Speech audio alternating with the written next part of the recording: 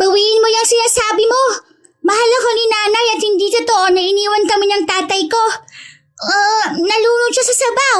Ang sabi ni nanay, kaya hindi niya kami iniwan, kundi namatay siya. Dali-daling iniabot niya yung pamasahe sa driver matapos na pumara ng tricycle. Nadatna na naman niyang nakikipag-away ang kanyang pamangkin sa mga kalaro nito. Batid niyang kinakantsawan na naman ito ng mga bata dahil wala itong kinagisnang ama at dahil na rin sa trabaho ng kanyang ina. Hoy! Magsitigil nga kayo. Kayo talagang mga bata, oo. Maglaro lang kayo, hindi yung mag-aaway. Oh, Becca, bakit ang dungis-dungis mo? Tanghaling tapat nandito ka pa sa kalye. Nakikipag-away ka na naman. Ilang beses ko na bang sinabi sa'yo na ayokong nakikipagsabunutan ka kahit kanino? Kumain ka na ba? Nasaan na ba ang nanay mo? Sa bahay po, may bisita siya eh. Ang sabi niya, hindi raw po ako uuwi hanggat hindi niya ako tinatawag. Makulit daw po kasi ako eh. Auntie, nagugutom na po ako. Kaninang umaga pa yung pandesal na ibinigay ni nanay eh. Sino naman ang bisita niya? Lalaki, hindi ko nga kilala. Bagong manliligaw na naman niya siguro. Nakakainis na auntie eh. Kapag iniiwan siya ng mga yon, sa akin niya ibinubunto ng galit niya. Tapos, palagi niya akong iniiwan sa bahay kapag may lakad sila. O siya, halika na. May pasalubong na tinapay ako sa'yo rito. Tsaka malaki ka na, Becca. Kaya mo nang maligo.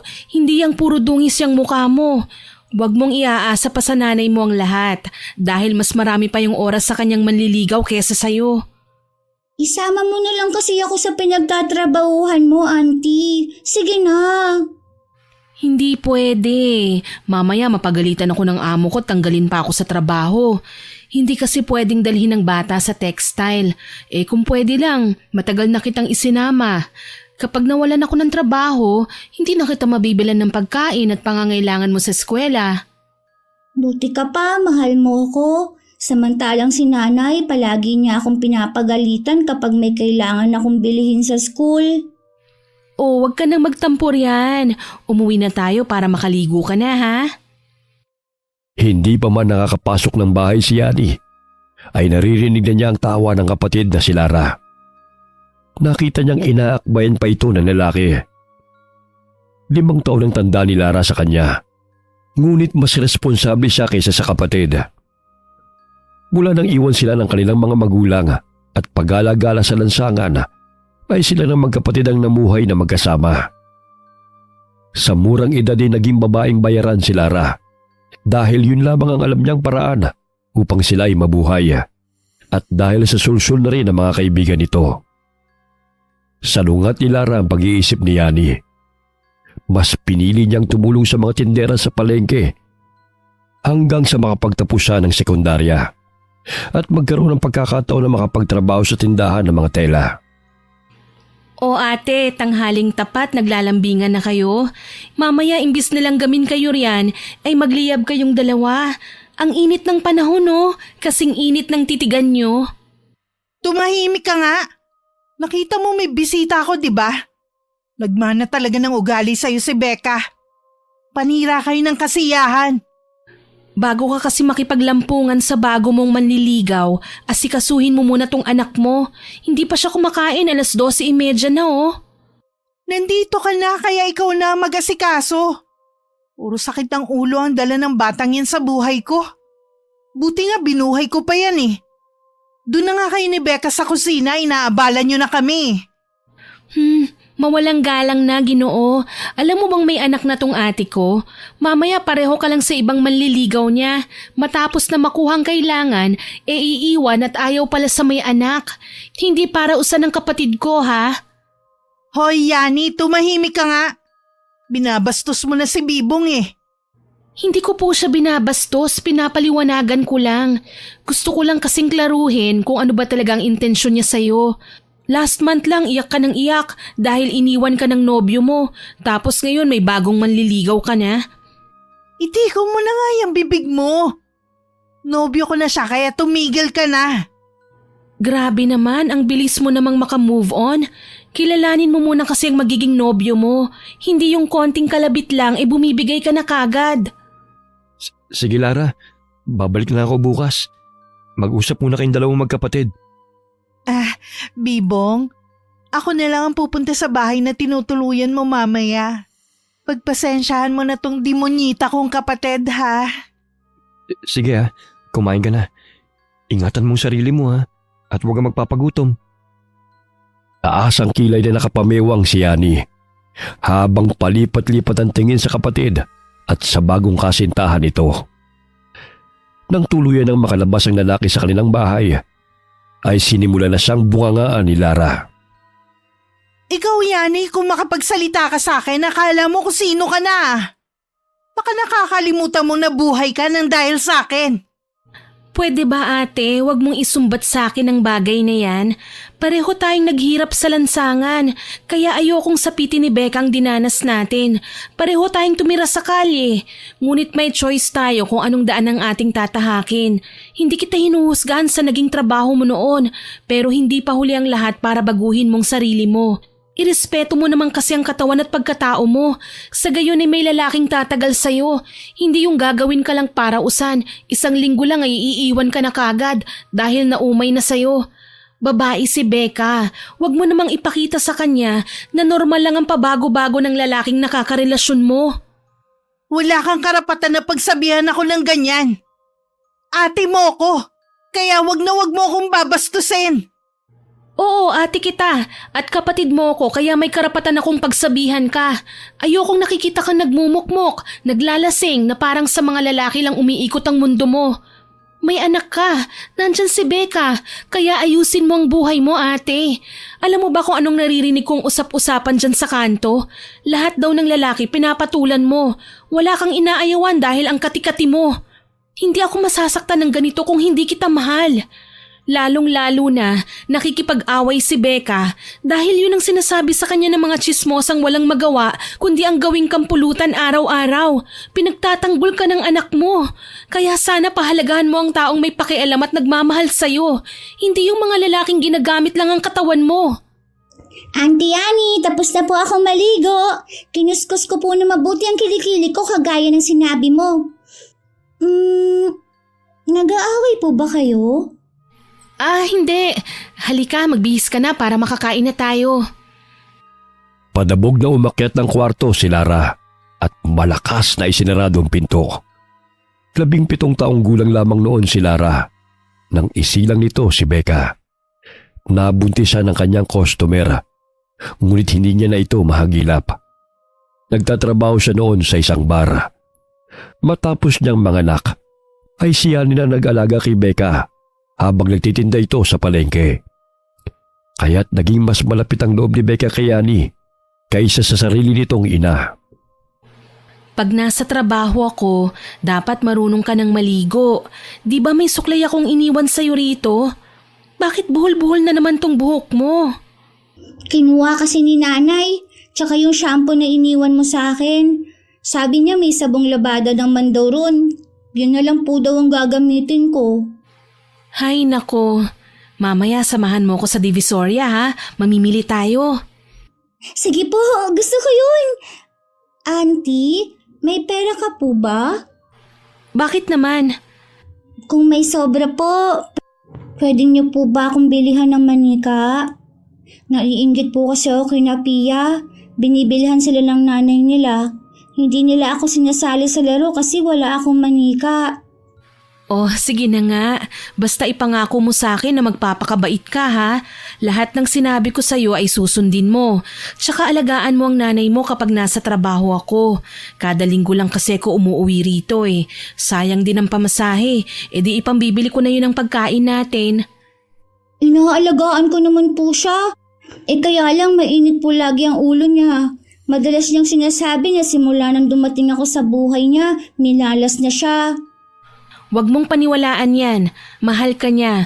Lumayo ka na lang sa kanya kapag mainit ang ulo niya para hindi ka niya mapalo. Opo, sige po, kumain na po tayo. Kumukulo na po ang tiyan ko eh. Matapos kumain ay masayang namili ang magtiyahin sa Divisoria.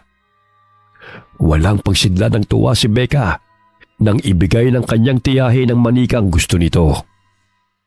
Mumurahin lamang yun kumpara sa mga manika ng kanyang mga kalaro. Ngunit walang katumbas na halaga ang manikang yun sa labis na kaligayahan ni Becca. Yan lang ang nakayanan ko, Becca. Maswerte ka nga kasi kahit papano na ibibili ka ng ganyan. Kami noon, inuuna namin ng pagkain. Kaya ingatan mo yan, ha? Ang ganda nga nito, Auntie! Maraming salamat po talaga, ha? Hindi ko po ito sisirain. Ay, dapat lang na ingatan mo yan dahil hindi sa lahat ng pagkakataon ay may pera ako. Pangako po, iingatan ko to, Auntie. Mahigpit na niyakap ni Becca ang tiyahin. Nagkalayo lamang ang dalawa buhat na makapagtrabaho si Yani sa textile sa bayan. Kaya't sa tuwing araw ng linggo na walang pasok ay umuwi siya sa baryo upang puntahan ang pamangkin. Napalingon si Yani sa bandang gilid nang may mapansin na isang matandang lalaki na nagbebenta ng mga halamang gamot, mga pulseras at mga kakaibang bato na nakuha pa raw nito sa kagubatan at kabundukan. Ineng, baka gusto mong bumili ng mga pulseras at kwintas. Mabisang pangontra ang mga batong ito sa mga masasamang loob. Tulad ng aswang, barang, kulam at itim na elemento. May gamot rin to para sa mga sakit ng tiyan, mga sugat at iba pa. Ito, 50 lamang ang bote ng langis. Mabisa po ba talaga yan? Baka palamuti lang po yan, ha? Matagal na itong gamit sa aming tribo. Marami-rami na rin akong mga suki. Hindi naman sila bibili nito kung hindi mabisa. Yan pong batong itim na may halong kulay pula. Ano po ba yan? Ito. Pinato yung buto ng suhat, bato ng arok. Mabisa itong pangontra sa aswang. Pagbilhan nga ako niyan, Lolo. 2 po. Alam mo, Ineng, marami ang hindi naniniwala. Ngunit nararamdaman kong malapit na ang kanilang pagbabalik, Ineng. Ay mag-ingat kayo sa mga taong nakakasalamuha nyo. Dahil marami nagbabalat kayo. Sige po, Lolo. Maraming salamat po. Ito po pala, may pandesal ako rito. Sa inyo na po ito. Nang sa gayon ay may kakainin kayo habang nagtitinda. Salamat sa tinapay. Pagpalaing kayo ng may kapal. Agad na sumakay ng tricycle na magtiyahin at bumalik sa kanilang bahay. Pinagmasdan niya ang biniling mga bato. Animoy kristal yun na kumikinang sa loob. Para saan po yan, Auntie? Sabi ni Lolo, pangontra daw sa mga aswang. Kailangan ko to kasi madalas na akong ginagabi sa pag-uwi. Tapos yung dinadaanan ko bago makarating sa bahay na tinutuluyan ko, may malaking puno ng akasya. Ang sabi ng mga kasama ko, may naninirahan daw na engkanto ron. Ano po ba ang engkanto? Parang tao rin ang kanilang katawan. Kaso nga lang kulay itim ang balat nila. Tapos nangunguha sila ng mga tao para maging kasama nila sa kanilang tahanan. Kaya ikaw wag kang pumunta kung saan-saan, ha. Baka makuha ka ng mga engkanto. Bakit may kinuha na bang bata ang engkanto? Nung isang linggo, nawala ang apo ng kapitbahay namin. Hindi nila alam kung saan pumunta. Ayon sa albularyo na kaibigan ng kapitbahay namin, kinuha raw ng engkanto na naninirahan sa puno ng akasya dahil gusto niya ng kalaro. Matapos nadasalan ng albularyo ang paligid malapit sa puno, kinabukasan bumalik na yung bata. Ayon sa bata, maganda raw ang bahay na kanyang napuntahan. Kaya lang natakot siya sa pagkain na gumagalaw, kaya hindi siya kumain. Gutom na gutom daw ang bata nang matagpuan ni Aling Remy ang kanyang apo sa likod ng kanilang bakuran. Nakakatakot naman po yan, Auntie. Hindi na po ako lalabas ng bahay tuwing gabi. Ay, dapat lang. Laruin mo na lang yung manika, ah. O di kaya basahin mo na lang yung mga storybook na binigay ko sa'yo. Pagdating nila ng bahay, ay hindi na nila nadatnan si Lara. Batid ni Yani na hindi na naman to nagpapigil sa sarili. Napuntahan ng bagong nobyo nito. Lutuin na lamang natin tong gulay. Wala na talagang kadala-dalayang nanay mo.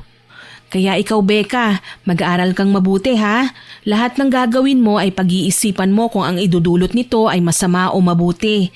Alam mo, sabi ng boss ko, walang perpektong tao sa mundo, ngunit kaya mong gawin ng tama o itama ang mga mali mo. Masama ba si nanay, Auntie? Hindi, kaya lang yung mga ginagawa niya, hindi niya pinag-iisipan ng maayos eh. Tapos sa huli siya naman itong nasasaktan. Oh, sige na, himayin mo na yung malunggay para kakain na lang yung nanay mo mamaya. Isinuot ni Yani ang pulseras na may pinudpud na mga batong disenyo sa kamay ng pamangkin. Huwag mo yang hubarin para pareho tayo ng pulseras. Ang ganda niyan. Sa tuwing tinatamaan ng ilaw, kumikislap ang kristal sa loob. Totoo po bang pangontra ito sa aswang, Auntie? Yun ang sabi ni Lolo. Hindi kaya siya ang aswang, Auntie? Kasi ang itim ng balat niya, tapos kulot ang buhok niya. Ay, hindi siya aswang. Isa siyang katutubong eta. Naninirahan sila sa mga kabundukan at kagubatan. Mabuti nga siya, marangal na naghahanap buhay. Hindi katulad sa iba, nagnanakaw lang para kumita. O kumuha ka na ng pinggan, malapit nang maluto ang gulay. Si nanay, hihintayin pa ba natin siya bago maghapunan? Hayaan mo na lang siya. Mamaya pa siguro yun uuwi. Mauna na tayong kumain. Matapos na maghapunan, ay nagligpit muli ng mga gamit si Yani. Maaga pa siyang babalik ng trabaho kinabukasan. Magkatabi silang matulog ni Becca kapag naroon siya sa kanilang bahay. Mas nagpapakananay pa siya kay Becca kaysa sa kanyang kapatid na si Lara. Auntie, hindi po ba talaga ako pwedeng sumama sa'yo?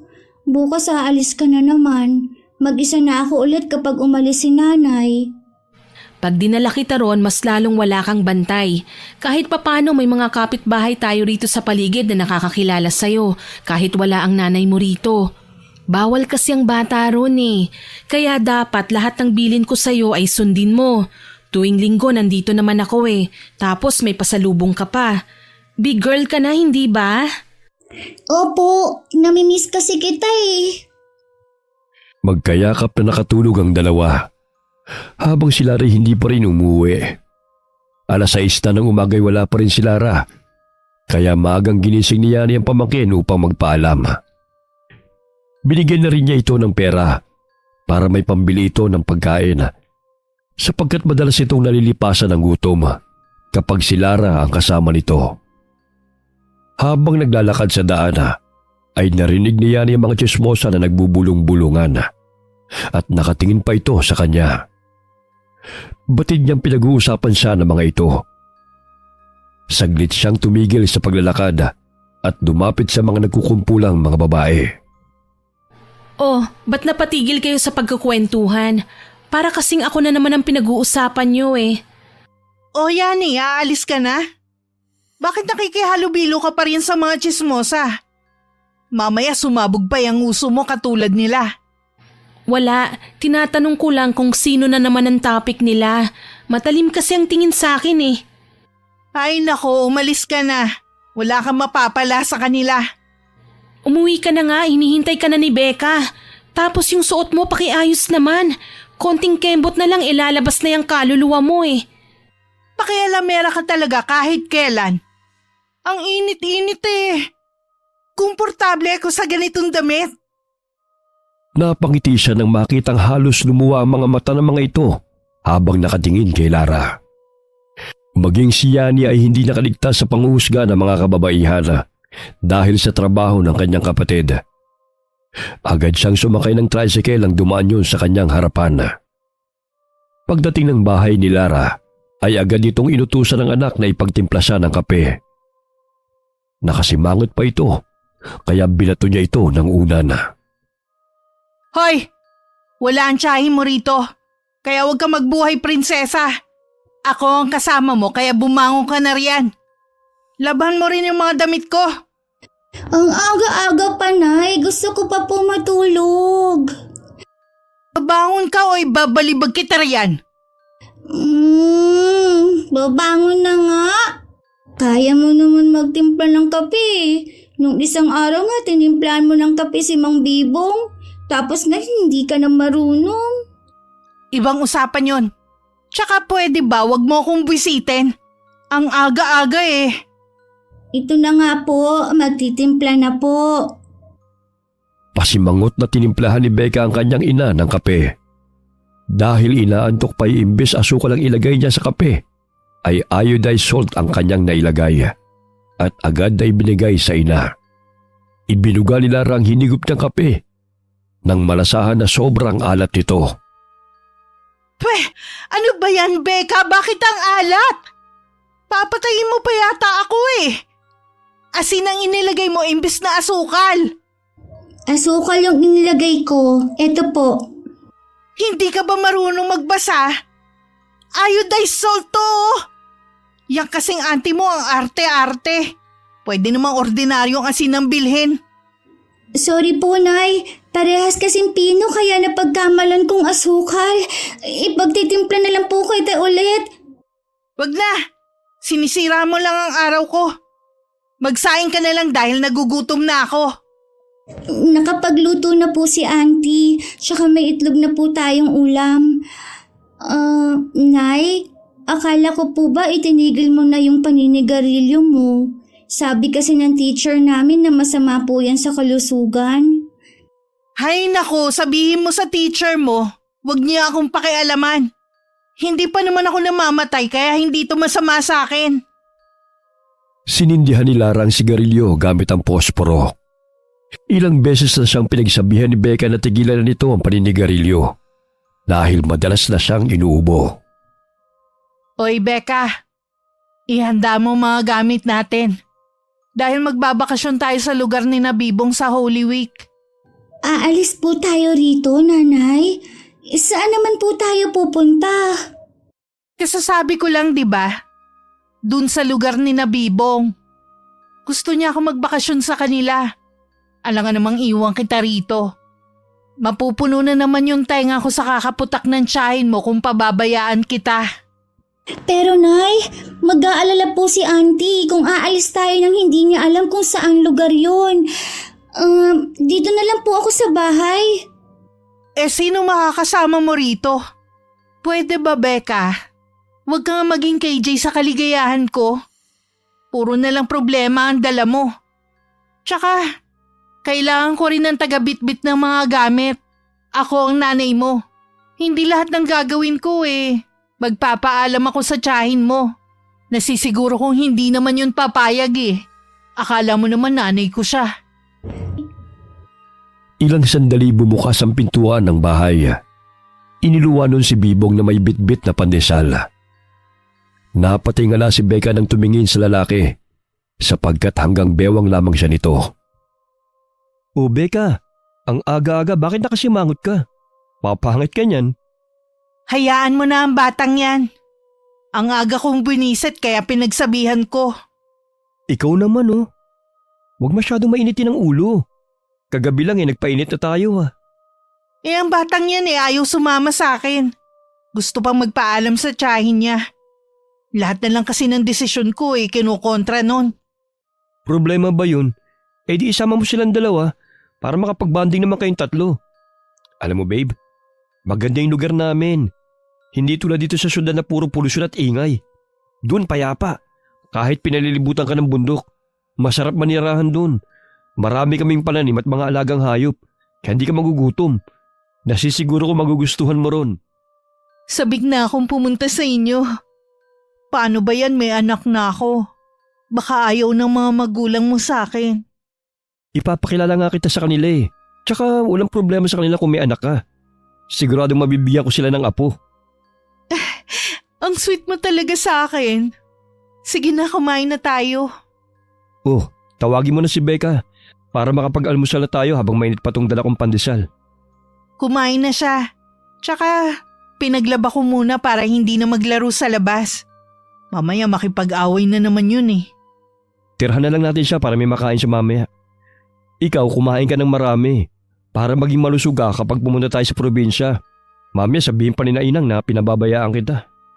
Tumaba na nga ako oh. Ikaw kasi ang hilig-hilig mo ko ipagluto. Kaya yung mga damit ko ang sikip na sa akin. Lalo ka nga gumanda nung magkalaman yung piski mo. Tsaka hindi mo na kailangan magpapayat. Kumain ka na nga. Kung ano-ano pa yung pinagsasabi mo. Matapos maglabay umakyat ng silya si Becca para maabot niya ang sampayan. Nasanay na siya sa mga gawaing bahay. na hindi man lamang tinutulungan ng ina. Buntik na siyang mabuwal mula sa silang kinatatayuan nang gulatin siya ni Bibong. Mabuti na lamang inahawakan siya ng lalaki sa likod, dahilan nang bumalik siya sa tamang balanse. Ano ka ba? Muntik na akong mahulog sa silya. Bigla-bigla ka na lang nang gugulat eh. Pasensya ka na, Becca. Ako na nga riyan. Mukhang hirap na hirap ka na eh. Okay lang po. Kaya ko na po ito. Huwag ka nang mahiya pa. Tutulungan na kita. Tsaka may pagkain akong dala. Nandun sa mesa. Kumain ka na muna. Salamat po, Mang Bibong. Alam mo yung mga manliligaw ni nanay? Dati ganyan din kung itrato ako sa umpisa. Pero bandang huli, naging masama na ang trato nila sa akin. Ano ba ang kailangan mo kay nanay? Tsaka, ang dami-daming mga babae riyan. Bakit si nanay pa po ang nagustuhan nyo? Bata ka ba talaga? O matandang nagkatawang bata? Gusto kong nanay mo eh. Problema ba yun? Tsaka kung inaakala mo masama ako katulad ng mga manliligaw ng nanay mo, hindi yan totoo. Gusto mo bang sumama sa amin? Ipapasyal ko kayo sa lugar namin. Tsaka magugustuhan mo ron. Saan ka ba nakatira? Akala ko ba nakatira ka sa paupahan ni Aling Tilde? Sa paupahan ako ni na Aling Tilde nanunuluyan kapag narito ako sa inyong lugar. Pero ang sinasabi kong pupuntahan natin, sa baryo kung saan talaga ako nakatira. Alam mo bang marami akong mga alagang hayop doon? Tiyak magugustuhan mo manatili sa aming probinsya. Isasama lang naman ako ni nanay para may tagabitbit ng mga gamit niya eh. Pero ang totoo, ayaw niya akong makasama. Naku, hindi totoo yan. Mas mainam na nandun ka nga eh. Para hindi mainip ang nanay mo. Pwede mo ang isamang antiyani mo eh. Talaga? Hindi ka magagalit? Bakit naman ako magagalit? Mas marami, mas masaya nga, di ba? Ang ngiting inilapit ni Bibong ang kanyang mukha sa mukha ni Becca.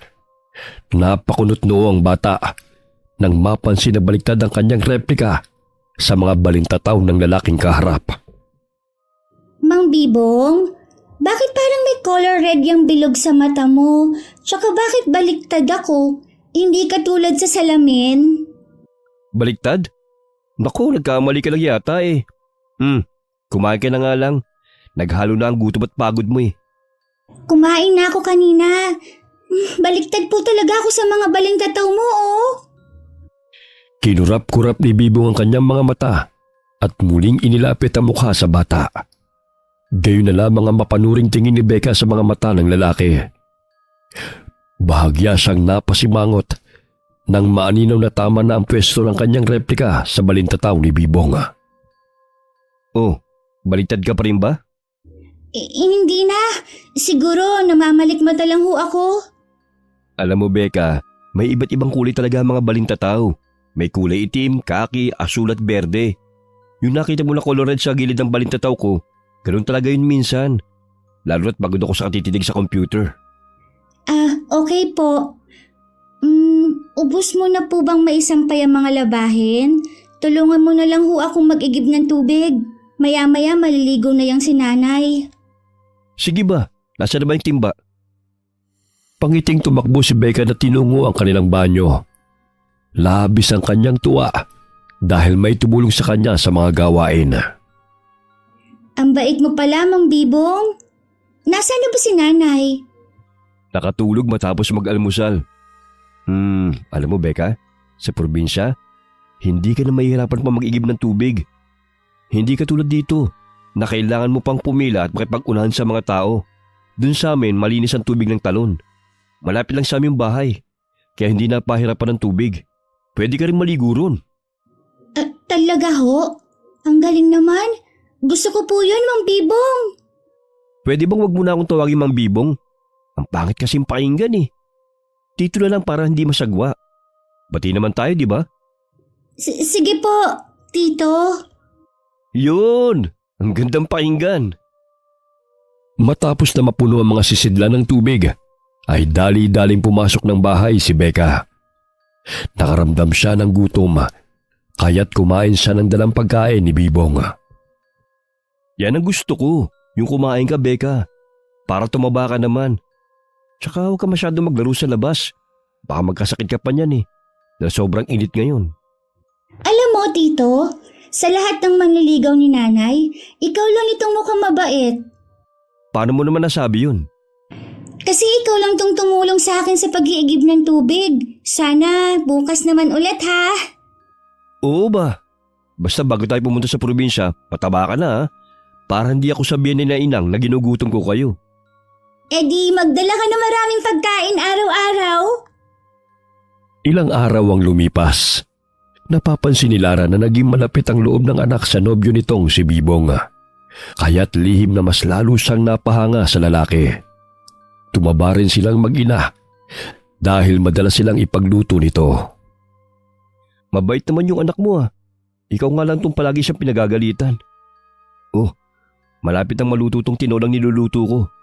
Tawagin mo na si Becca para makapananghali na tayo. Napahinto sa paglalaro si Becca ng kanyang manika nang tawagin siya ni Lara. Unang beses na nakasabay niya ang ina sa pagkain nang hindi siya sinesermonan. Animoy buo silang pamilya kung titignan habang kumakain. Araw yun ng Sabado, day off ni Yani, kaya umuwi siya matapos niyang maggrocery. Saglit siyang napahinto sa pintuan nang makitang masayang nanananghalian ng tatlo. Mukhang masaya kayo ngayon Mabuti at may nadatnan na akong pagkain sa mesa. Parang nakakapanibago naman. Oh, Yani, sabayan mo na kaming kumain. Tamang-tama ang pagdating mo. Auntie, dito ka na po umupo sa tabi ko. Alam mo, Auntie Yani, masarap po pala magluto si Tito Bibong. Tsaka tinutulungan niya akong mag-igib ng tubig, kaya hindi na ako nahihirapan. Eh di mabuti. Parang tumaba na nga kayo ng nanay mo Kumain ka na nga. Kung ano-ano pa yung pinagsasabi mo. Maging si Yani lihim na nakaramdam ng tuwa dahil naging disente ang suot ng kanyang kapatid. Simula nang dumating si Bibong ay tila nagkaroon ng buong pamilya si Becca at naramdaman ito na magkaroon ng ama.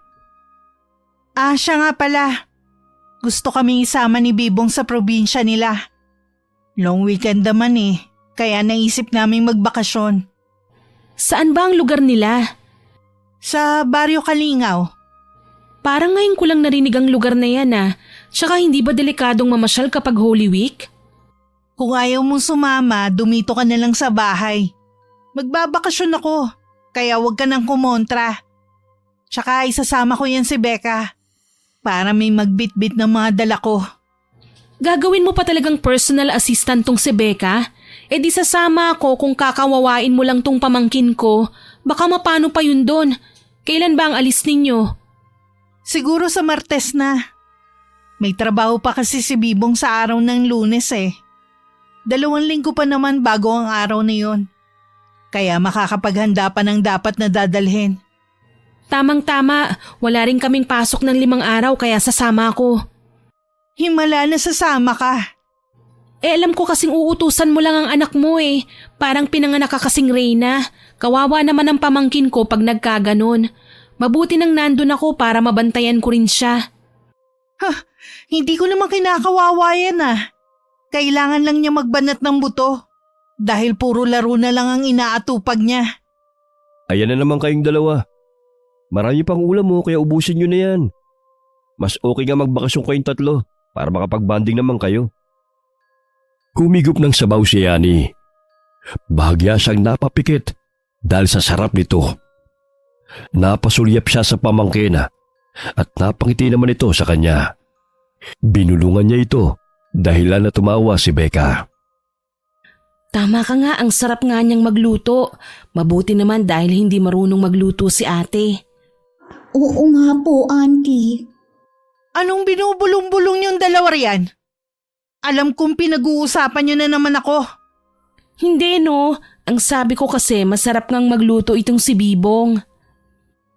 Isang technician si Bibong na nagkukumpuni ng mga sirang computer at cellphone. May pwesto ito malapit sa palengke. Kaya doon na siya nangungupahan malapit sa tinitirhan ni Lara. Alam mo ate, sa dinami-dami ng mga naging nobyo mo, si Manong Bibong yung mabait, responsable, at higit sa lahat naging kasundo ni Becca. Paanong hindi sila magkakasundo? Si Bibong na ang gumagawa ng mga gawain dito sa bahay. Naku, dapat nga ikaw ang gumawa hindi itong si Becca. 8 taon lang siya, no? Hindi lahat ng mga gawain ay dapat naiutos sa kanya.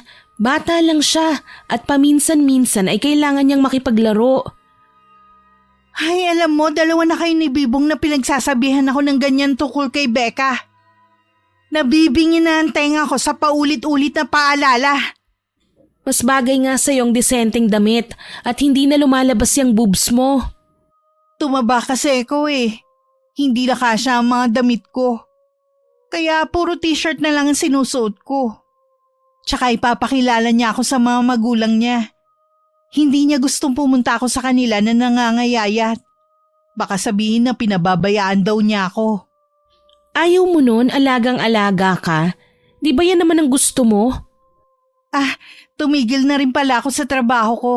Pinatigil na kasi ako ni Bibong Mabuti naman kung ganun, tsaka maaari ka namang maghanap ng trabaho, yung marangal, para naman hindi ka matamatahin ng magiging biyenan mo. Ay, medyo kinakabahan nga ako, Yani. Pero ang sabi ni Bibong mabait naman daw ang pamilya niya. Yun naman pala kaya wala kang dapat na ikatakot. Sa palagay ko, siya na ang the one mo. Sobrang maasikaso nga niya sa inyo ni Becca Pareho na kayong tumaba. Mag-iimpake na ako ng dadalhin ko, ha? Ikaw na ang maghanda sa mga gamit ni Becca. Para naman anytime Bibit-bitin na lang natin ng mga gamit. Bukas babalik naman ako sa bayan. May trabaho pa kasi ako bago ang Holy Week. Pero sa susunod na Lunes uuwi ako rito. Ano bang ipabibili mo na babaunin natin? Pagkain na lang natin. Matakaw pa naman yan si Becca. Nakakaya naman kung wala tayong dala ron. Matapos bumaba ng tricycle si Yani, ay napadaan siya sa tapat ng matandang lalaki na nagtitinda ng mga halamang gamot. Nakalatag ang paninda nito sa malapad na sako sa gilid ng divisorya. O Ineng, kumusta ka?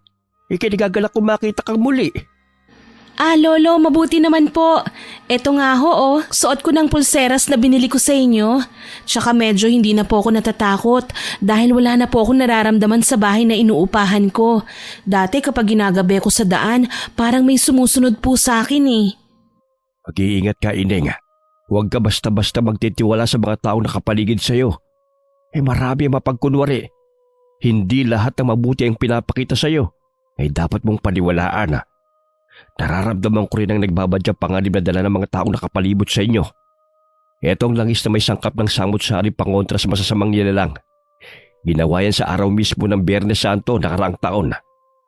Personal na pagmamayari ko to. Ngunit ibibigay ko na lamang sa ito. Pag-iingat ka saan ka mang magpunta. Tinatakot niyo naman ako, Lolo. Pero salamat po rito, ha. Magkano po ba ito? Ayun na yan. Basta huwag mong kalimutan na mag-iingat ka. Saan ka man magpunta. Opo, sige may jeep na pong paparating. Inihatid ng tingin ni Lolo Meno si Yani. Bukod sa katutubong Aita na nagbebenta ng mga bato at halamang gamot, ay isa rin manggagamot si Lolo. Kasama niyang lumuluwas ng bayan ng kanyang mag-anak sa palengke o di kaya sa plaza. Watak-watak sila ng lugar ng pinagbebentahan. Hindi mawaglit sa isip ni Yani ang sinabi ng matandang Aita. Bahagya siyang napabuntong hininga at mahigpit na nahawakan ng bote ng langis. Sana naman hindi magkatotoo ang sinabi ni Lolo na may panganib na paparating. Basta sumasapit ang Semana Santa, maraming sakuna ang nangyayari Tulad nung nalulunod. Imbis kasi na magnilay-nilay nag-outing pa. Hay nako, pag sinabihan ko naman si Ate Lara na wag na kaming tumuloy kina Bibong, naku tiyak uusok na naman yun sa galit. Napahinto sa pag-iisip si Yani ng biglang pumreno ang sasakyan. Dahil biglang tumawid ang aso sa kalsada. Napasubsob siya sa pawisang kilikili na matabang lalaki na kanyang katabi. Halos maduwal siya ng takpan ng kanyang ilong sapagkat tila na singot niya ang amoy noon. Tagos hanggang ngalangal ako Grabe naman, ang aga-aga pero nanununtok ang amoy. Hindi na napigilan na naibulalas ni Yani. Kaya't napatingin sa kanya ang lalaki at ang babaeng kasama nito na may halong inis. Pailing-iling ang dalaga na bumaba ng jeep dahil hindi na niya makayanan ang amoy ng katabi. Ilang metro na lang naman ang layo ng kanyang pinagtatrabahuhan, kaya't minabuti niyang lakarin na lamang yun. Pagdating niya sa textile, ay narinig niya ang kanyang mga kasama na nag-uusap-usap kung saan magbabakasyon ang mga ito. Inanyayahan din siya ng mga ito na sumama sa isang beach resort. Pasensya na ho kayo, may pupuntahan din kasi kami ni ate. Sa ibang araw na lang ako sasama sa inyo. Nangako na kasi ko kina ate na sasamahan ko sila. Ilang sandali na puto ng kanilang pag-uusap nang may mga customer na nagsidatingan. Kanya-kanya sila sa pag-a-assist sa mga ito. Sumapit ang huling araw ng linggo, kaya't sabik ang mga katrabaho ni Yani na pag-usapan muli ang outing. Samantalang siya lamang hindi makakasama sa mga ito. Kagaya ng kanyang sinabi, Lunes na siya umuwi matapos na makuha ang kanyang sahod. Napadaan siya sa Divisoria bago sumakay ng tricycle. Hinanap niya si Lolo Meno, ngunit wala ang matanda sa pwesto nito. Nasaan na kaya si Lolo? Uy, Yani, sino hinahanap mo? Ay, itlog ng pugo. Nagugulat ka naman, Manong Bibong. Muntik na akong atakihin sa puso sa'yo Bata mo pa, magugulatin ka na. Kanina pa kita pinagmamastan, parang may hinahanap ka yata. Oo. Pero wala kasi ang kaibigan kong tindero dito Siguro nagpahinga rin yun. May binili na akong pagkain na babaunin namin bukas. Naku, hindi mo naman kailangan bumili pa Ang daming prutas at gulay doon. Kaya wag mo nang problemahin ang kakainin nyo. O siya, pupuntahan ko pa yung kaibigan ko na aarkilahan ng sasakyan. Bukas na lang tayo magkita-kita Ihanda nyo na yung mga gamit nyo dahil maaga ko kayong susunduin. Sige. 2:00 na ng hapon nakauwi si Yani sa kanilang bahay. Pagkababa ng tricycle ay patakbong sinalubong siya ng pamangking si Becca. Ang dami mo namang dala, Auntie. Babaunin ba natin lahat yan? Siyempre naman, alam kong matakaw ka, tsaka ilang araw din tayo ron. Nakakahiya naman sa pamilya ni Manong Bibong kung wala tayong baong pagkain. Tutulungan ko na po kayo, Auntie. Sige, ito yung magaan na lang ang kunin mo. Handa na po ang bag ko, tsaka yung mga gamit na dadalhin natin. Si nanay nga parang doon natitira sa laki ng bag Nanibago ka pa talaga sa nanay mo. Hindi naman siguro tayo aabuti ng 1 linggo ron, kaya konti lang ang dadalhin ko. Huwag lang makalimutan ng kape Pagdating nila ng bahay ay naroon na ang mga gamit sa sala. Isang malaking maleta at traveling bag ang inihanda ni Lara para sa kanya. Samantalang isang backpack ang kay Becca. May plano ka pa bang umuwi rito? Parang dun ka natitira. Para sure lang kinumpleto ko na ang dadalhin.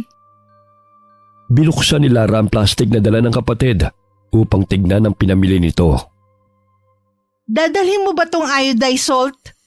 Pagkamalan pa tong asukal Bakit bang hilig-hilig mong bumili nito? Hayaan mo na nga lang dyan. Sinabihan kasi ako ng kasamahan ko na maganda yung gawing body scrub, imbis na sugar scrub ang gagamitin. Madalas kasi akong nilalanggam kapag sugar scrub ang ginagamit ko Kaya kuminis yung balat mo dahil sa iodized salt na to. Susubukan ko pa lang kung effective, kaya wag mo nang problemahin yan. Itabi mo na yan. Mamaya ilagay na naman yan ni Becca sa tinitimpla niyang kape Nakapaniyali na nabasa ang bulsa ng kanyang bag na pinaglalagyan niya ng bote ng langis na ibinigay sa kanya ni Lolo Meno. Kinuha niya yon upang tignan ngunit mahigpit namang nakasarado ang takip. Kaya't iniligay niya ito sa plastic na may ziplock upang hindi matapon sa kanyang bag. Kinabukasan, 6:00 ng umaga'y sinundo na sila ni Bibong. Ganun na lamang ang pananabik ni Lara nang pumasok sa kotse bit-bit ang mga gamit. O tara na? Excited na ba kayo? Siyempre naman. Hay naku, makakapagbakasyon din sa wakas. Ikaw, Becca, excited ka na ba? Opo, Tito. Gusto ko po makita ang mga alaga ninyong mga itik. Marami po ba sila? Oo, kung gusto mo magdala ka pa rito Sige po, yung baby na itik lang pong dadalhin ko rito. Tapos dito ko na palalakihin. Kahit ilan pa ang dalin mo, walang problema. Wala na ba kayo naiwang mga gamit? Wala na. Nakasarado na rin ang pinto. Habang naglalakbay, hindi pa rin naaalis sa isipan ni Yani ang sinabi ni Lolo Meno. Kaya't hinaplos niya ang pulseras na binili niya sa matanda. Dahil probinsya ang pupuntahan nila, dinala niya ang mga pangontra sa mga aswang na ibinigay ni Lolo. Sapagkat gusto niya maging handa sa anumang panganib, ayon na rin sa tugon ng matandang tindero. Sa daan ay naaaninaw ni Yani ang mga katutubong aita. Batid niyang galing ito sa kabundukan. Auntie, tingnan mo sila oh. Parang katulad sila ng matanda sa Divisoria. Saan ba sila nakatira? Marahil sa bundok. Mga katutubong Eita sila eh. Ilang baryo na rin ang nadaanan nila at mahigit 5 oras na ang kanilang nilakbay. Napahinto ang sasakyan sa isang bakanteng lote na tinatakpan ng malaking bato. Hanggang dito na lang tayo. Hindi na makakapasok ang sasakyan eh. Kaya hintayin lang natin susundo sa atin. Tsaka babalik din to si Willie sa bayan eh. Anong sasakyan natin? Karitela. Sigurado hindi ka pa nakakasakay sa ganun. Kaya may experience mo na ngayon. Yung kabayong humihila. Ay oo, alam ko po yan. Nabasa ko yan sa libro namin. Tsaka parang katulad sa sinasakyan ni Princess Sarah, yung napapanood ko sa cartoons. Mabuti pa tong si Becca, alam kung ano yun. Alam ko rin yun, no? Naunahan niya lang ako. Matagal pa ba yun? Maghintay lang tayo ha. Maya-maya nandito na yan. Palinga-linga si Yani sa paligid. Lihim siyang humanga sa kagandahan ng lugar na yun. Sariwa ang hangin at napakatahimik. Ilang sandali pa'y may dumating na kabayo, hila-hila ang karitela. Agad silang sumakay roon dala ang mga gamit. Umalis na rin si Willie na kaibigan ni Bibong. Dala ang nirentahan nilang sasakyan. Wow, ang galing! Ang sarap pala sumakay rito! Nagustuhan mo ba, Becca? Opo, tsaka ang ganda po ng lugar. Pero bakit wala akong nakikitang mga bahay? Maya-maya makakita ka na rin. Habang lumalayo sila sa kalsada, ay hindi may paliwanag ni Yani ang kabang nararamdaman. Ngunit labis ang paghanga niya sa magagandang tanawin na kanilang nadadaanan. Tila isang lugar na hindi pa nadidiskubre ng mga tao na maaaring gawing tourist spot. Mahigit 1 oras din ang kanilang paglalakbay sakay ng karitela. Hanggang sa tuluyan na nilang narating ang Baryo Kalingaw. Napalunok ng sariling laway si Yani nang mapansin na kakaibang tingin ng mga tao sa kanila. Animoy nagniningning ang mga mata habang nakaawang ang mga bibig. Oh, nandito na tayo. Huwag kayong mag-alala. Ganyan lang ang mga yan. Minsan lang kasi kami magkaroon ng bisita, kaya sabik silang makilala kayo. Oo nga eh. Ang weirdo nga nila kung makatingin. Wala magdadala ng mga gamit nyo. Sundan nyo na lamang ako. Siguradong hinihintay na tayo na inang sa bahay. Halos umalingaw-ngaw sa paligid ng malakas na tili ni Lara nang biglang hawakan ng isang lalaki ang kanyang paa. Naglalaway pang nakatingin ito sa kanya na nooy gumagapang sa lupa. Turo! Bitiwan mo siya! Bisita natin sila, kaya wag mo namang takutin. Bitiwan mo nga ako. Pagpasensya mo na sa Turo. Pinanganak siyang may kapansanan kaya gumagapang sa lupa. Hindi siya nakakapagsalita. Pero nakakaintindi naman kung kakausapin. Hindi rin siya nakakalakad. Maging si Beck ay napayakap kay Yani dahil sa gulat. Inilibot ng dalaga ang kanyang mga mata. Pabilis ng pabilis ang tibok ng kanyang puso. Dahil halos lahat ng mga mata ng mga taong naroon ay nakatuon sa kanila. Ito na ang bahay namin. Pasensya na't simple lang to ha. Ang ganda nga eh. Parang maliit na mansyong yari sa matibay ng mga kahoy. Sige na, pumasok na kayo.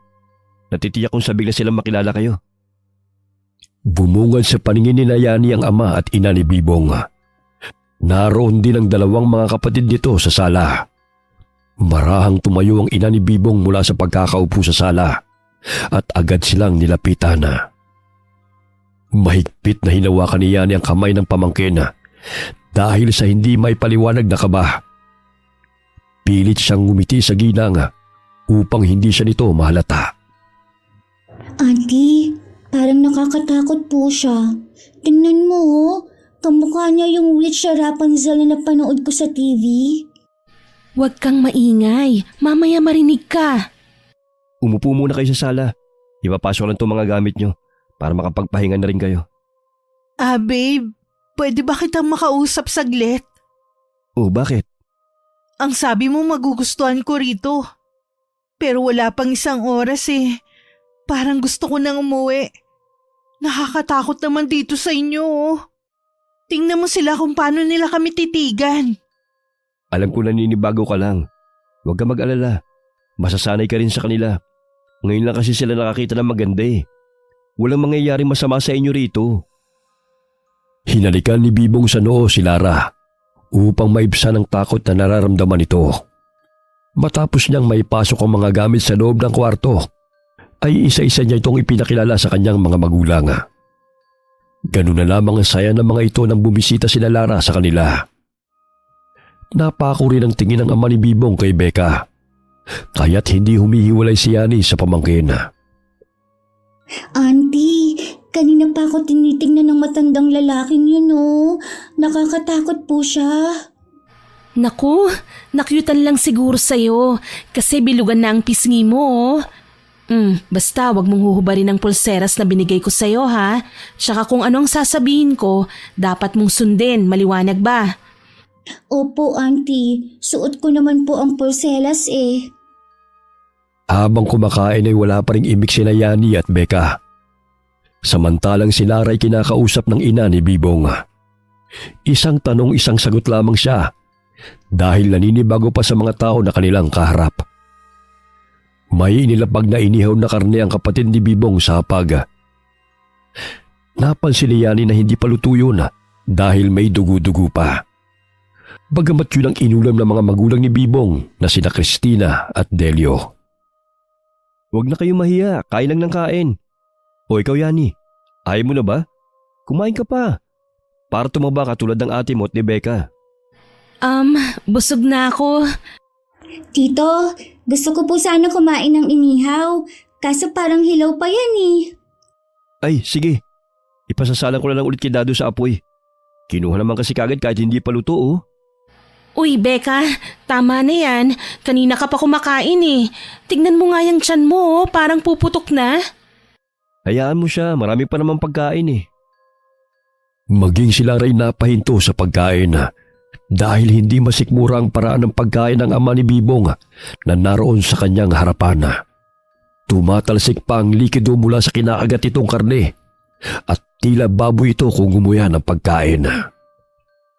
Babe, pwede bang magpahinga na kami? Pagod na kami sa biyahe eh. Pero hindi pa tapos kumain si Becca oh. Busog na yan.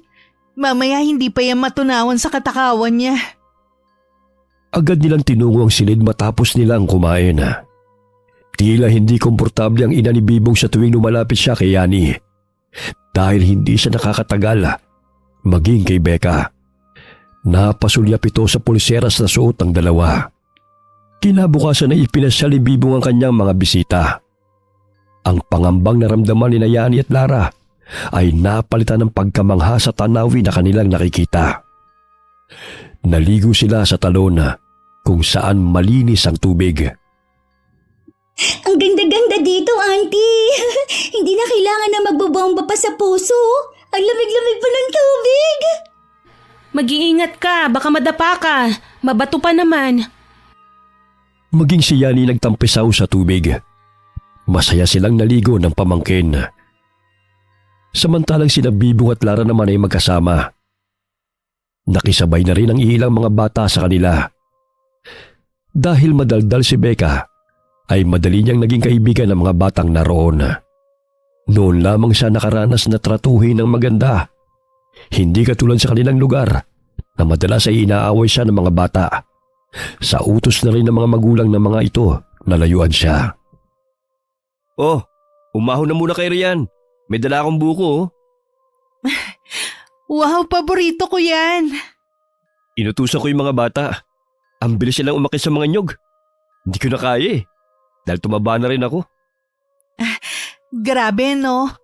Libre lang dito yung mga prutas. Sariwa pa. Samantalang sa syudad lahat binibili. Maging si Yani at Becca ay uminom ng sariwang sabaw ng buko. Nakakalimutan nila ang pangambang nararamdaman dahil sa labis na kasiyahan. Noon lamang nakita ni Yani na tumawa ang kanyang kapatid habang nakikipag-agawan ng buko kay Becca. Napatingin siya sa paligid. Masaya silang pinagmamasdan ng mga bata at mga kapamilya ni Bibong. Naging judgmental lang siguro ako. Nakakahiya naman sa kanila. Nanibago lang siguro sila na magkaroon ng bisita, gaya ng sinabi ni Manong Bibong. Tugon ni Yani sa kanyang sarili. Ilang sandali pa'y may daladalang mga kayumito at mangga ang mga bata. Sa pamamagitan ng pagbibigay ng mga prutas, ay masaya nilang pinapaunlakan ang kanilang mga bisita. Para sa amin ba ang lahat ng mga prutas na to? Ang dami naman. Para sa inyo talaga yan. Alam ko natakot kayo sa kanila nung una nyo silang makita eh. Pero mababait ang mga yan. Oo nga eh. Maraming salamat sa mga prutas na ibinigay ninyo ha. Ngumiti ang tatlong bata at agad na ring umalis. Ayaw pa sanang umahaw ni Becca sa talon, ngunit tanghali na. Auntie, gusto ko ba pumaligo? Tingnan mo sila ang saya-saya nila. Bukas na lang ulit. Mamaya uuubuhin ka na. Pagdating nila ng bahay, ay handa na ang lahat ng pagkain. Inaasikaso sila ng mabuti ng pamilya ni Bibong dahil sila lamang ang mga bisitang naroon. Napasulyap si Yani sa babaeng naghahanda ng pagkain sa mesa. Parang pamilyar siya sa akin. Saan ko kaya siya nakita? Nagtama ang kanilang paningin, ngunit biglang bumawi ng tingin ng babae at agad itong tumalikod. Auntie, pakiabot po yung saging. Gusto ko po yan eh. Sige, pero hinay-hinay lang sa pagkain Mamaya sumakit na naman yung tiyan mo. Opo. Manong Bibong, pwede naman pong sumabay sila sa ating kumain eh. Huwag mo na silang alalahanin. May mesa lang silang inihanda para sa kanila. Kinagawin na kasi namin dito sa baryo na kapag may bisita, inaasikaso talaga. Ayan nagsipaghanda na rin sila ng kanilang mga mesa. Napapansin ni Yani na nasa gitna sila na pinapagitnaan ng iilang mesa, kung saan nakaupo sa katabing mesa ang mga magulang ni Bibong. Sa ibang mesa naman ay ang kanilang mga kamag-anak. Animoy may festa roon dahil sa ginanap na salo-salo. Kakaiba rin pala rito sa lugar ninyo kapag merong bisita. Madalang kasi magkaroon ng dayo rito eh. Kaya matindi ang pag-aasikaso ni na amang at inang, maging ng mga kababaryo namin. Tito, ang sabi mo marami kang alagang itik. Gusto ko po sila makita. Oo ba? Mamaya pupunta tayo ron sa hapon. Sigurado ako marami nangingitlog na inahin. Nahagip ng paningin ni Lara ang nahiwang sugat sa braso ni Bibong. Kaya nagtaka siya kung paano yun natamo ng kasintahan. Gayong magkasama sila bago ito makatulog kagabi. Babe, may sugat ka. Mukhang malalim yan na paano ba yan? Huwag mo nang alalahanin to. Kanina kasi hindi ko namalay na may sanga ng kawayan na nakausli sa daan. Kaya nahagip ang braso ko. Ginamot ko na to. Ganun ba? Para kasing kinalmot ka eh. Sino naman ang kakalmot sa akin? Kung meron man, ikaw yun. Sumapit ang hapon. Tinungo ni ng Bibong ang lugar kung saan naroon ang mga alaga niyang mga itik. Ganun na lamang ang tuwa ni Becca nang makita ang mga ito sa kulungan. Ang mga siso ay lumalabas pa mula roon, kaya natatawa siya habang hinahabol ang mga yon. Grabe, ang dami nila. Pwede po ba ako makahingi kahit 3 sisiw lang, Tito? Aalagaan ko sila sa bahay. Siyempre naman, ang dami niya no? Tapos ang dami pang inahin na nangingitlog. Oo nga, kahit araw-araw itong ulam sa almusal, hindi pa rin mauubos dahil sa dami ng mga alaga ninyong itik. Gusto mo na magduwito ka na lang? Kaso pumapasok po ako sa eskwela eh. Kapag bakasyon na lang po siguro, tito. Dahil sa pagod sa pamamasyal, ay mabilis na nakatulog si Becca pag uwi nila ng bahay. Nakaramdam ng pangangalay sa paa si Yani. Kaya naisipan niyang kunin ang langis sa kanyang bag at masahiyan ang kanyang mga kasukasuan. Maya-maya'y lumabas siya ng kwarto upang tunguhin ang banyo nang maramdaman na siya'y naiihi. Nang makalabas ng banyo, napansin niya ang kapatid ni Bibong na nakatingin sa kanya ng matalim. Napangisi pa ito habang dali-daling lumapit sa kanya. Kaya't napasandalang dalaga sa dingding nang makaramdam ng kilabot sa itsura ng naturang lalaki. Subalit bago pa man makalapit ito kay Yani, ay napatakip ito ng ilong at tila hindi mapakali. Ang nakasisindak nitong itsura'y napalitan ng pangamba at bigla itong napatras at pasinghot-singhot pa ito na lumakad palayo. Bakit parang bigla na lang nagbago ang kanyang reaksyon? Hindi naman mabaho ang kilikili ko ah. Tama na, Bibong. Hindi ko na kaya. Di ba ito yung gusto mo? Yung sinasagad ka? Sunod-sunod na mahihinang ungol ni Lara ang nadidinig ni Yani. Ayaw niyang istorbohin ang ganap ng dalawa, kaya dumiretso na siya sa kanilang silid at tinabihan sa pagtulog ang pamangkin. Napayakap siya kay Becca na naghahalo ang iniisip. Samantala, pilit na tinatakpan ni Bibong ang bibig ni Lara upang hindi ito makalikha ng ingay. Naluluhang tinutulak ni Lara ang lalaking nakadagan sa kanya dahil ibinabaw nito ang patalim sa kanyang tangiliran. Demonyo ko! Minahal kita pero ito lang palang gagawin mo sa akin! Wag mo sasaktan sila, Becca at Yani! Ang tanga-tanga mo! Hindi kita dinala rito para gawing reyna. Dinala kita rito upang gawing pagkain. Maging ang kapatid at anak mo ay pagsasaluhan ng aming lahi. Matagal-tagal na rin kasi kaming hindi nakakatikim ng karne ng tao. Konti na lamang ang naimbak namin na pagkain. Hayop ka! Isa kang demonyo! Sabihin mo na ang gusto mong sabihin. Dahil hindi ka na rin naman magtatagal. Hindi naman ako ganun kasama eh. Kaya bago ka managutan ng hininga, pinasaya naman kita, hindi ba? Pakawalan mo ako! Hayaan mo kami umalis dito! Maawa ka! Hindi mo ko mauuto katulad ng ibang lalaki mo. Alam mo bang nandidiri ako sa iyo sa tuwing magkatabi tayo? Kaya lang ang dali mo kasing utuin. Lamang ka rin sa kumukulong sikmura namin. Kaya pwede ka na. Marami kaming lumuluwas ng bayan. Isa na ron si Willie. Wala ka nang kawala. Kahit malaman mo pa ang buong katotohanan, hindi ka na rin naman magtatagal. Bago pa man muling bumao ng kutsilyo sa tiyan ni Lara, ay buong lakas niyang tinadyakan si Bibong sa masailang parte ng katawan nito. Ngunit hindi sapat ang kanyang lakas upang masaktan ng lalaki. Dahil sa inis ni Bibong, ay paulit-ulit siyang inundayan nito ng saksak hanggang sa tuluyan na siyang nanghina.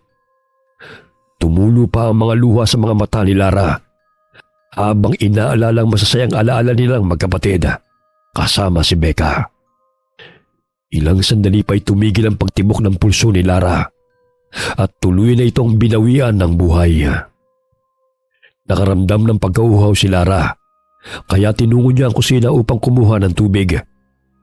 Ngunit hindi niya inaasahan na masasaksihan niya ang pagkatay ni Mang Delio sa matabang lalaki. Nakita rin niya ang dalawang ulo na naroon sa loob ng lumang banga.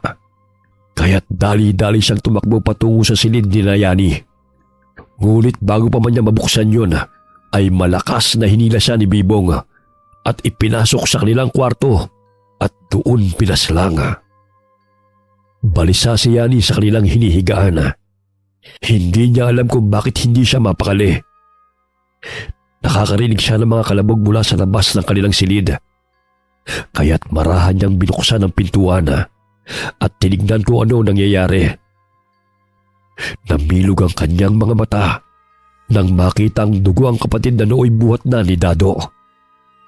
Habang si Bibong ay nakatayo sa pintuan, marahan niyang isinara ang pinto at tinungong natutulog na si Becca.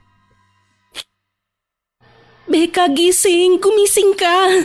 Kailangan nating makaalis dito. Auntie, inaantok pa po ako. Pakiusap, gumising ka! Nanganganib ang buhay natin dito. Kinuha nila si ate. Hindi ko alam kung buhay pa ba siya o patay na. Ano? Pinatay nila si nanay? Isumbong natin kay tito. Shh! Huwag kang maingay. Kailangan nating makalabas dito. Wala tayong ibang kakampi kundi ang mga sarili natin. Diyan tayo dadaan sa bintana. Kailangan nating umalis dito bago pa nila tayo patayin. Isinuot niya ang kanyang backpack at dahan-dahan niyang binuksan ang bintana. Hindi niya maipaliwanag ang takot na kanyang nararamdaman. Ngunit nanaig sa kanyang isipan na kailangan nilang makaligtas ni Becca.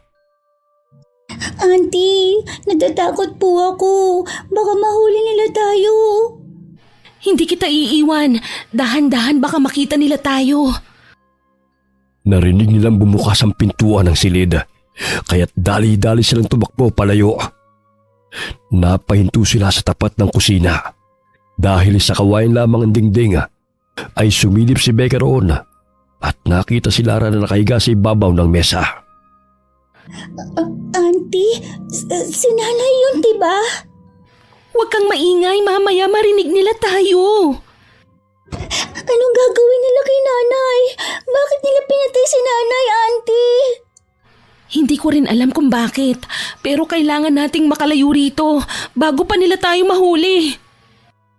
Tinakpan niya ang mga mata ni Becca nang tadtarin ni Mang Delio ang katawan ni Lara.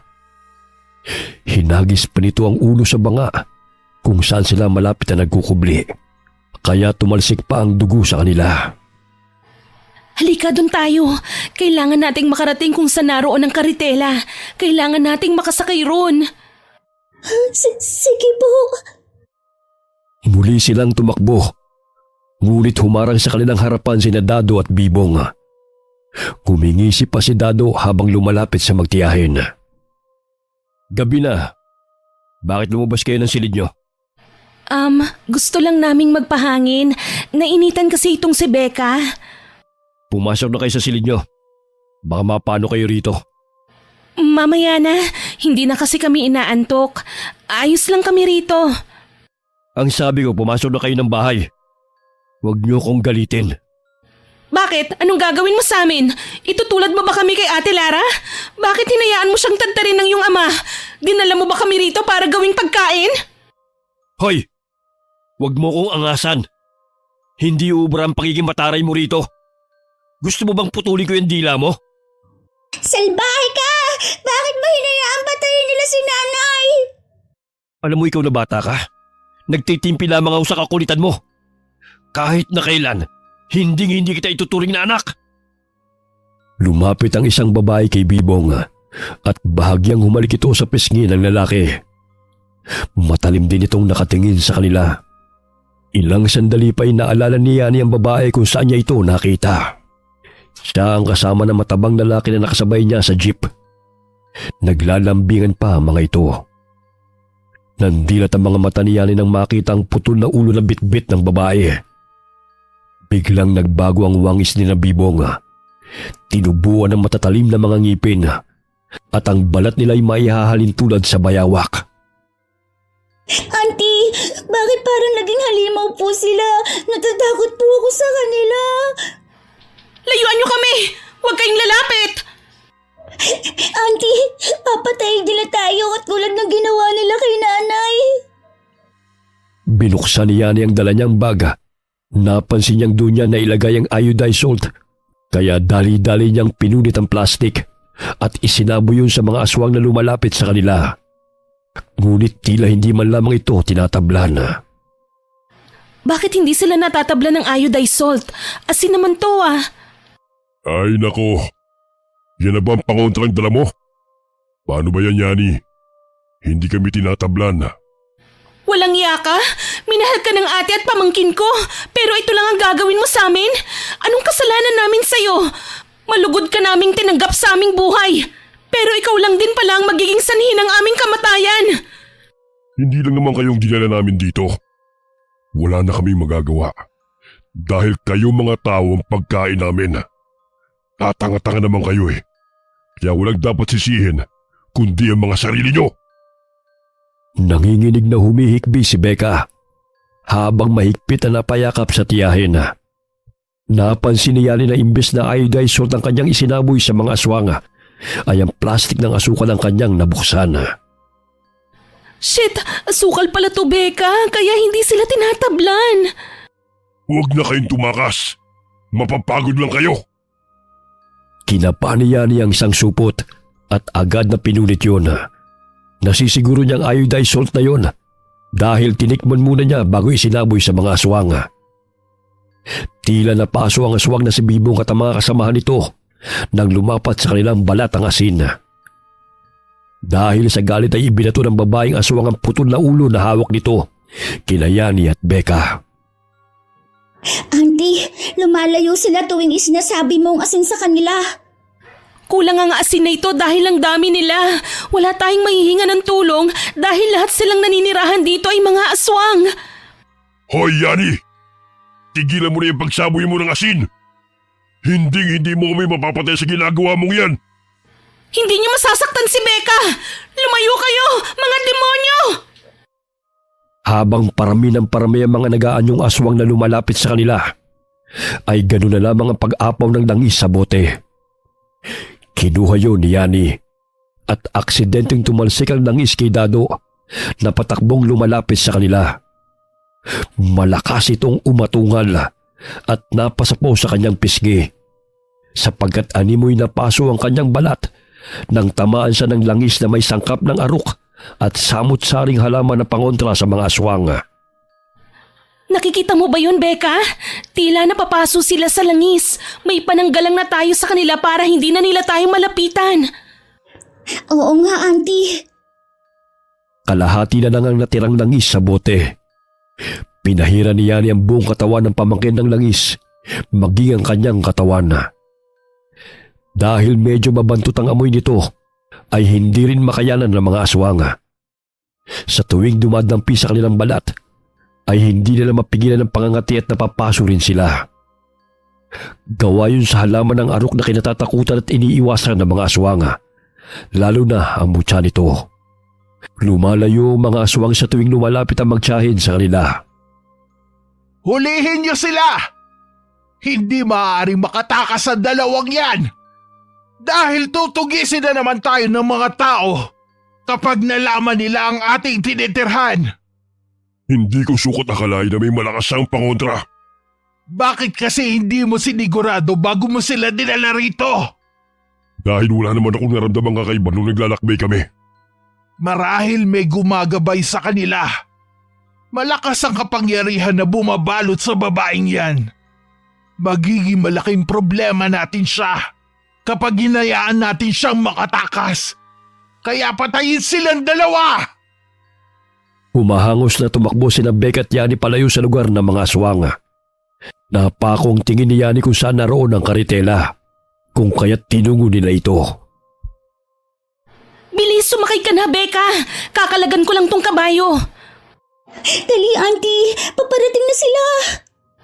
Ang higpit kasi ng pagkakatali eh. Tutulungan na po kita. Wag na, malapit ko na ring makalasto eh.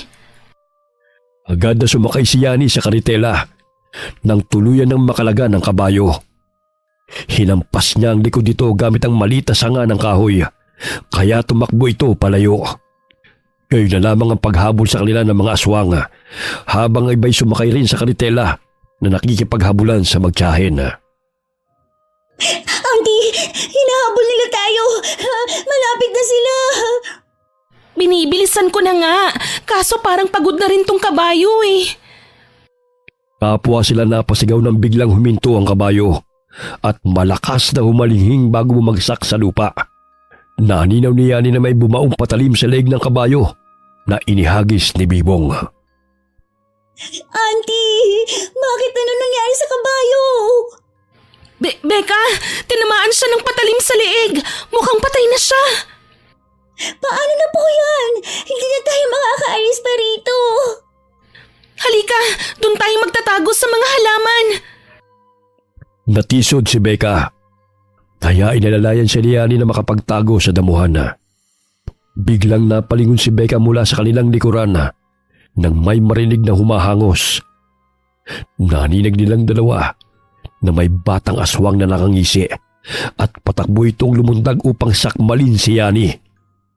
Subalit maliksing sinabuhin siya ng dalaga ng iodized salt, kaya't bumagsak ito sa lupa at namimilipit sa sakit. Lumayo ka! Hindi ako magdadalawang isip na saktan ka kung magpupumilit kang lumapit! Naapakan ni Yani ang patalim na pagmamayari ng batang aswang, kaya't kinuha niya yon upang gawing sandata laban sa mga aswang na humahabol sa kanila. Andy, tingnan mo oh. Yung bato sa porseras natin parang kumikinang. Oo nga, ano kaya ang pinapahiwatig nito? Di ba ang sabi ni Lolo na pinagbilhan mo nito, pangontra to sa aswang? Tingnan mo oh, tumakbo ang bata nang makitang kumikinang tong porselas ko oh. Tumatalab na nga siguro ang bisa nito sa aswang. Huwag mong iwalayan ha. Kahit hindi pa tayo sigurado sa bisa nito, maaaring makakatulong sa atin ito. Tulad na lamang ng langis na binigay ni Lolo Meno. Napatigil sila sa pag-uusap nang marinig ang mga halinghingat at ungal ng mga aswang sa paligid. Yani! Becca! Lumabas na kayo! Huwag niyo akong galitin! Auntie, paano po tayo makakatakas? Ang dami nilang umaaligid oh.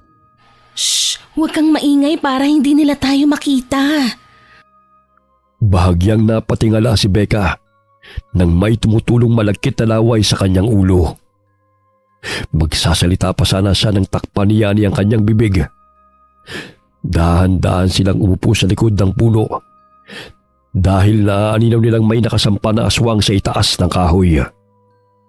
Pasinghot-singhot pa ito habang kinakamot ang buong katawan dahil sa hindi mapigilan ng pangangati.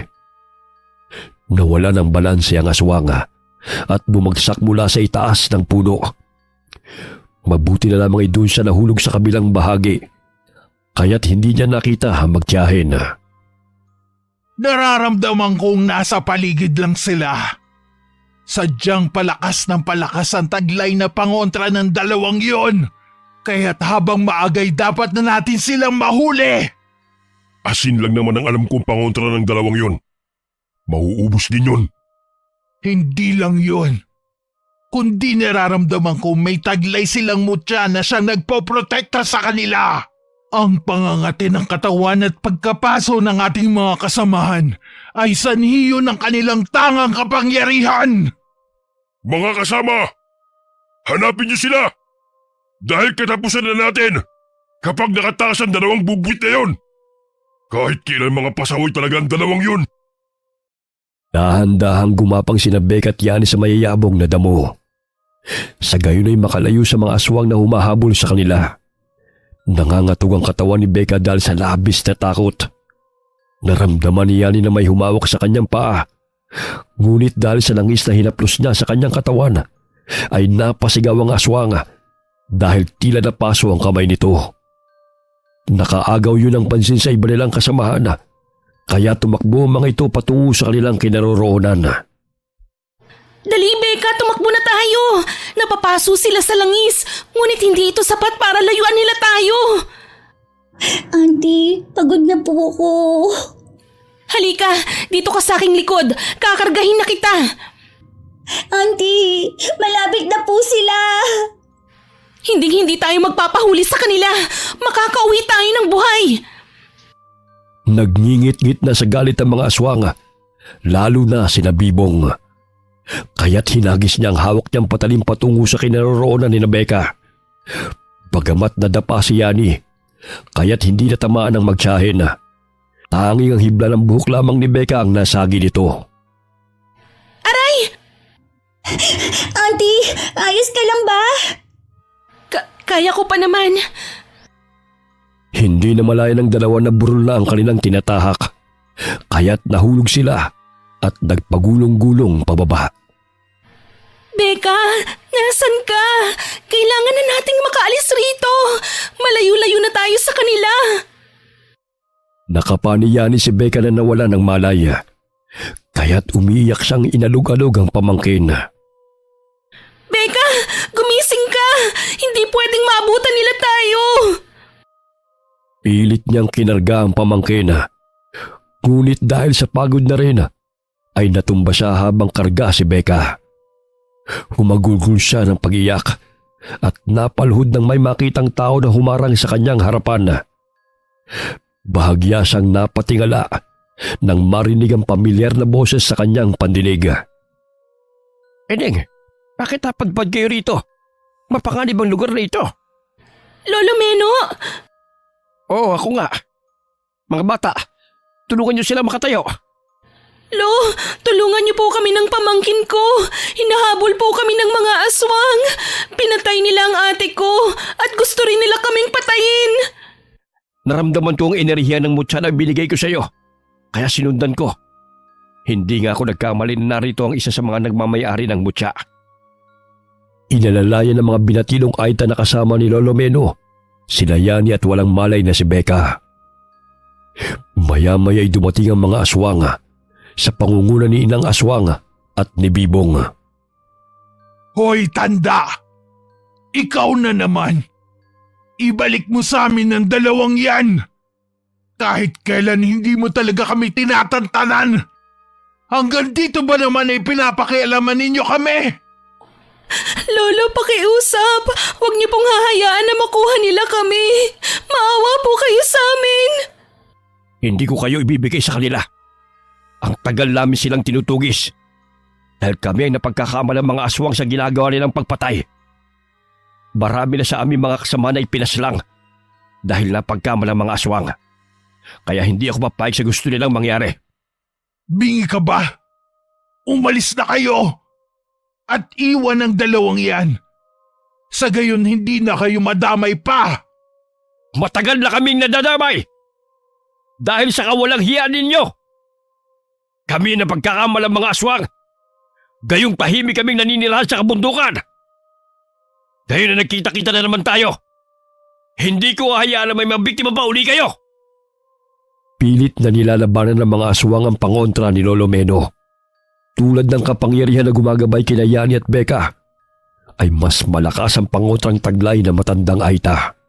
Dahil sa napapaso sila sa tuwing sinasaboy ni Lolo Meno ang langis, ay nagsipulasan ang mga ito.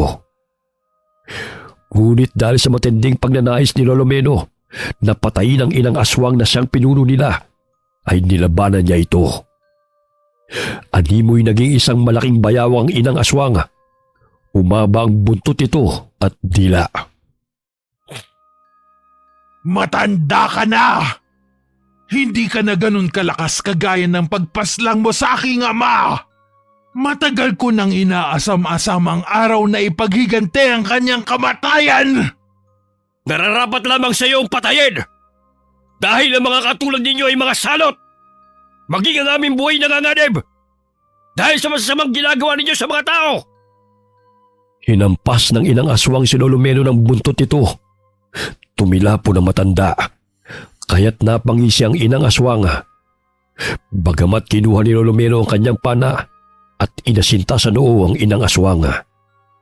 Ganun na lamang ang palahaw ng inang aswang nang bumaon sa kanyang noo ang matalim na palaso.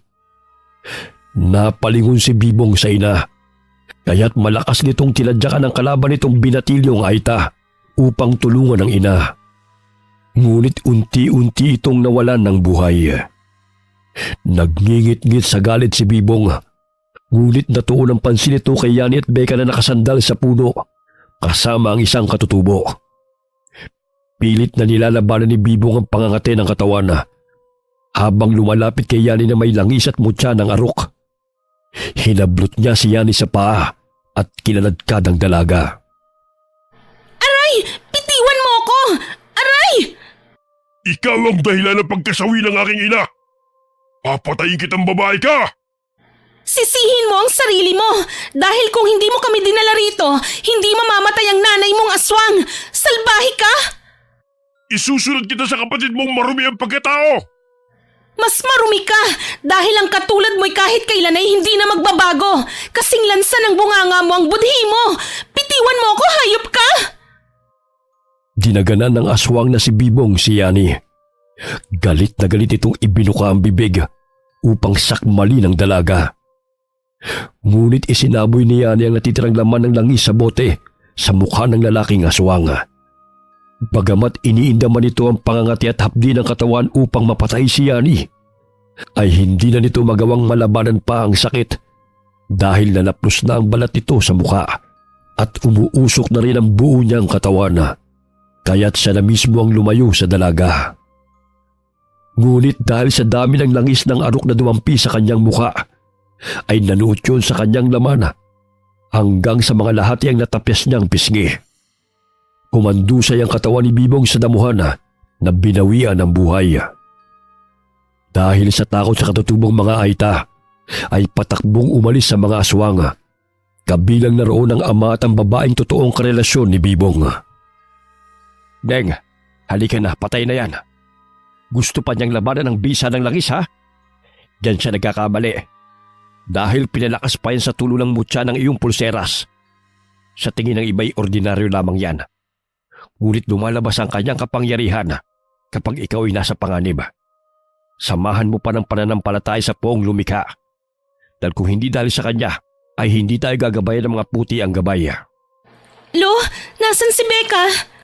Ligtas siya, kasama ng apo ko.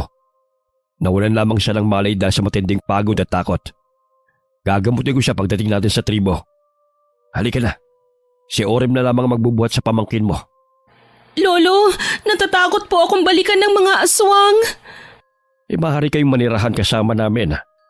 Alam kong babalikan kayo ng mga kasama nila sa syudad. Mas mainam kung tumira kayo sa lugar kung saan kayo ligtas at walang nakakakilala sa inyo. Ang sakit ng likod ko. Ang layo ng pagkakaladkad ng bibong na to Paano ba kayo napadpad sa lugar na ito? Dahil sa salbahing bibong na to, niligawan niya ang ate ko. Tapos sabi niya magbabakasyon daw kami dito sa kanilang lugar. Hindi ko sukat akalain na gagawin pala nila kaming pagkain. Pinatay nila ang ate ko, Lolo. At may iba rin silang biktima. Nakikisalamuha sila sa mga normal na tao para dalhin sa kanilang lugar. Sigurado kung lilipat na naman ang lugar na titirhan ng mga yon. Dahil natuntunan namin sila.